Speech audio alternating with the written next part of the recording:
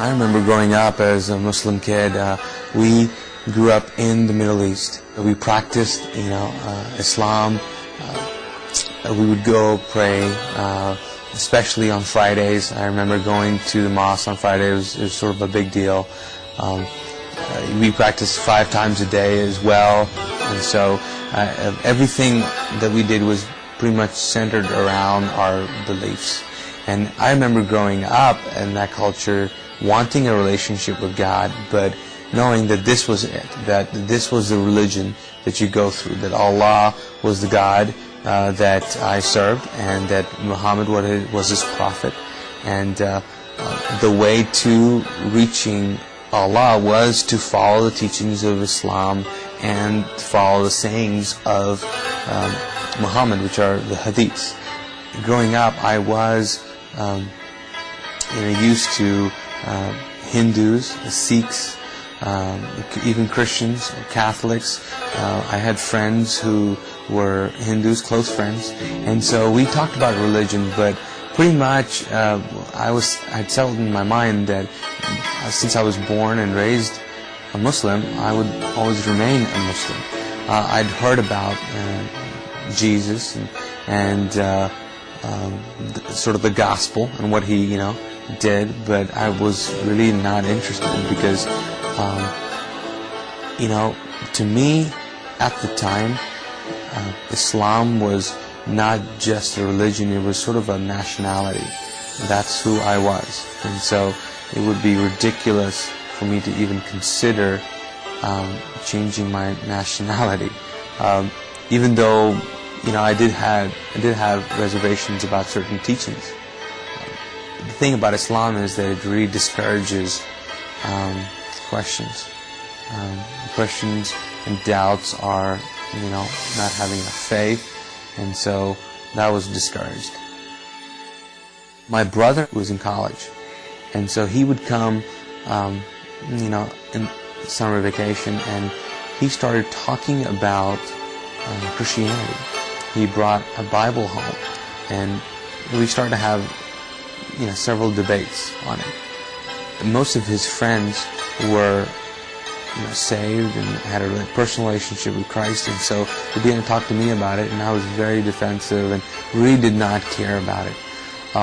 While that was going on, I was also attending a weekly meeting with my brother. They show a movie about the rapture. It really intrigued me, and they end the night with prayer, and as they close, I'm sitting in the back, and I flippantly say a prayer, which was pretty bold, maybe ignorant, and arrogant. I pretty much said, listen, I don't know if you're really true, or I don't even believe this garbage, but if you're so true, why don't you just come down and show me? That was my prayer. Several nights after that, I was in my room, and it was about 11 or 12 o'clock at night, and I had just finished reading a novel. Put the book down and stretched on my bed, and as I was stretching, all of a sudden I noticed that the room was getting just dark, but not really physically dark. It was just getting weird and evil, and I was like, what's going on? And as I'm thinking these thoughts, something grabs me from my shoulders and drags me and pins me to my pillow. And at that point my body begins to react, and finally the door opens up, and I'm thinking it's my brother that's going to walk in and rescue me, but in walks this figure, which later on I found out was a demon, and as it walks to my bed, it sort of is communicating that it's going to kill me.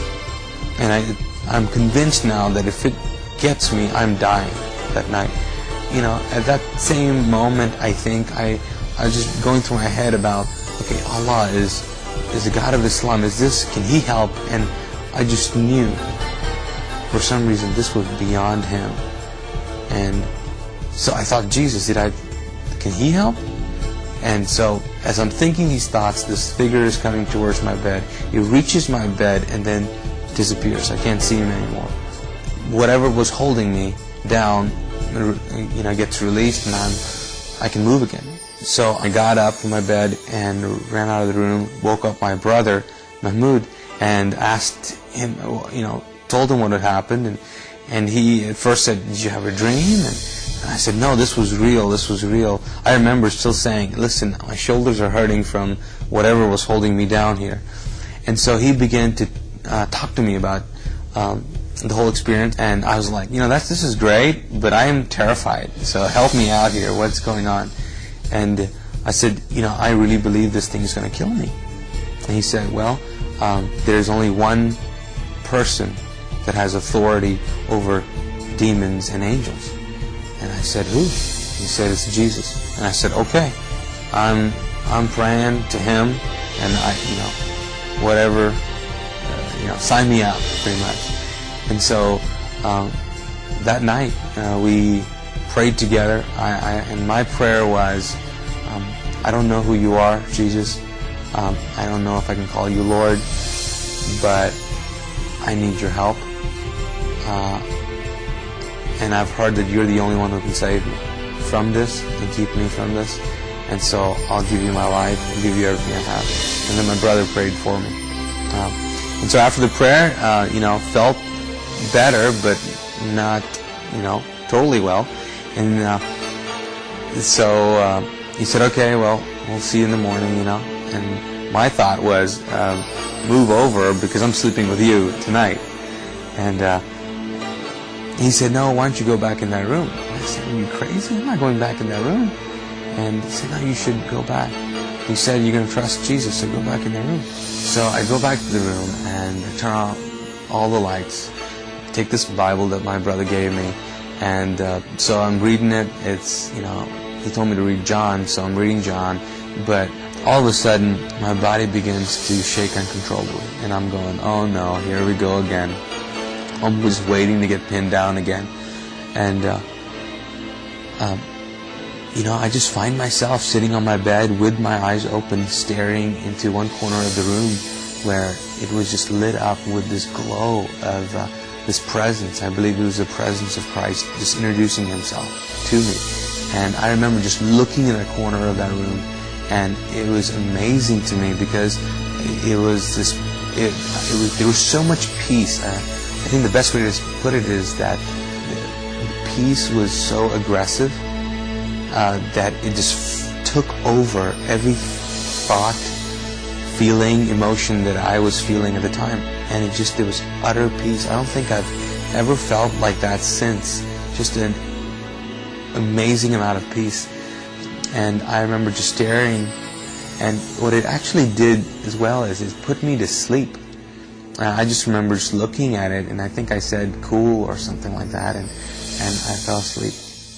After that night, I didn't know what to do. I knew that I had just experienced Christ, and so I remember having conversations with my brother about salvation, and saying the sort of the going through the Romans road, or the prayer which talks about believing and accepting and confessing that Jesus is Christ, Lord, and.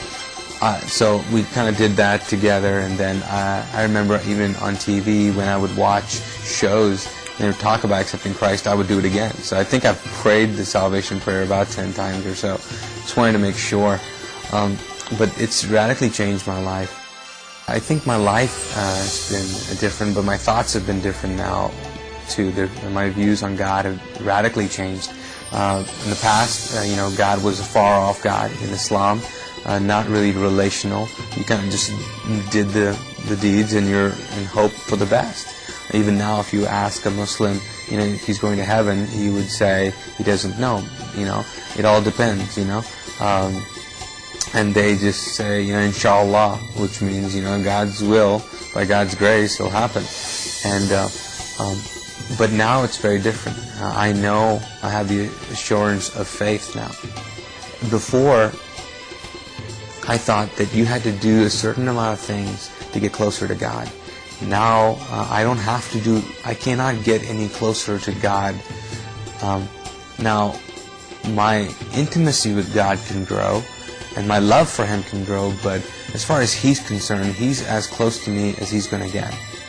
I think that people long to be intimate and long to have people to know them and really, really know them.